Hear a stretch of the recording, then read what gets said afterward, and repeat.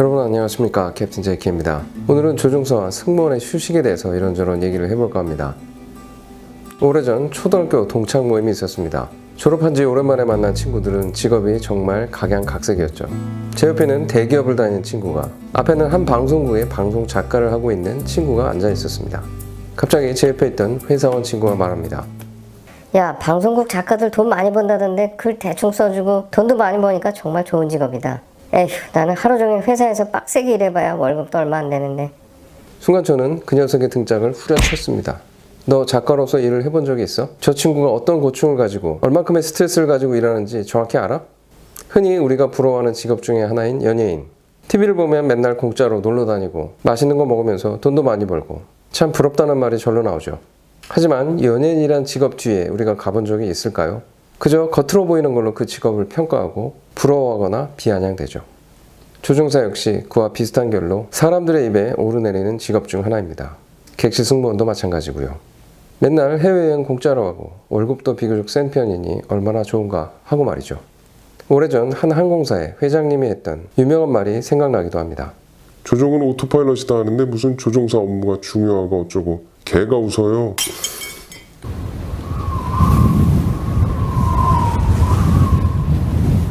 조종사와 승무원들이 하는 비행은 국내선을 비롯해 동남아, 미주, 유럽 등 다양하죠.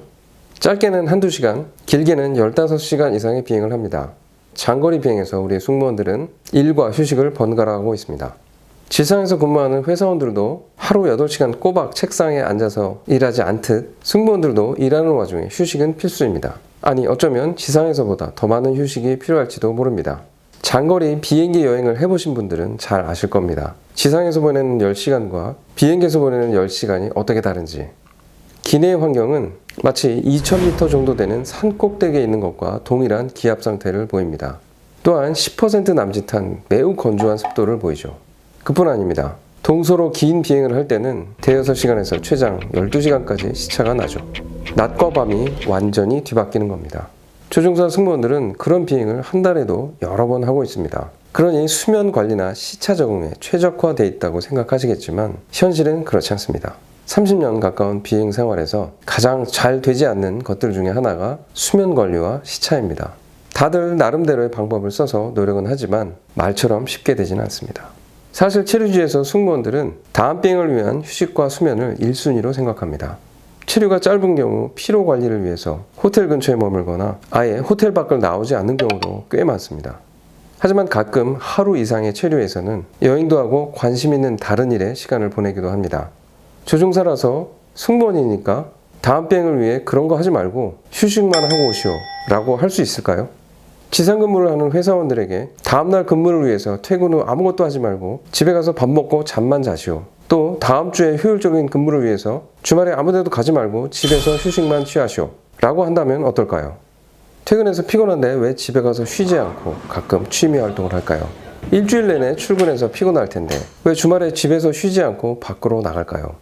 결국 그런 여가 생활들은 휴식에 방해되는 쓸데없는 것이 아니라 인간이 살아가는 데 있어 더 나은 근무와 휴식을 위한 중요한 활력소입니다. 잠깐이라도 내가 좋아하는 뭔가를 하고 들어오면 더 나은 숙면을 취할 수도 있고, 주말에 가족과 나들이나 지인들을 만나 어디라도 다녀오면 보다 나은 한 주를 시작하는 거 아니겠습니까? 지상에서 근무를 하는 회사원도 공중에서 일하는 승무원들도 기계가 아닌 똑같은 사람입니다. 매달 짜여지는 스케줄에 따라 근무하는 승무원들은 요일에 대한 개념이 따로 없습니다. 때에 따라 바쁜 달에는 한국의 집에서보다 밖의 체류지에서 보내는 시간이 더 많기도 합니다.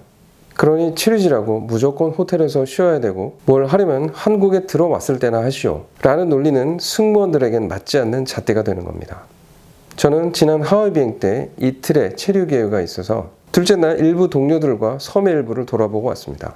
오후 7시에 호텔로 복귀한 저는 꿀잠 같은 9시간을 자고 다음날 점심때쯤 호텔에서 체크아웃을 했습니다.